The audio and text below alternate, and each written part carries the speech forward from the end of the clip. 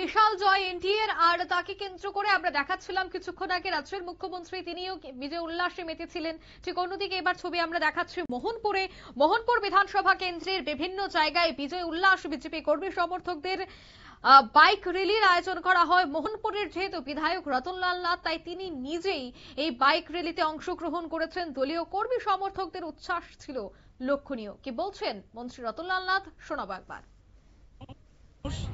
জঙ্গল রাজ চায় না, দেশের মানুষ মিথ্যা প্রতিশ্রুতি পছন্দ করে না। বিহারের নির্বাচনে এটা প্রমাণিত হয়ে গেছে। মিথ্যা প্রতিশ্রুতি দিলেই আমি সবাইকে চাকরি দেব, এই যে মিথ্যা প্রতিশ্রুতি মানুষ গ্রহণ করে না।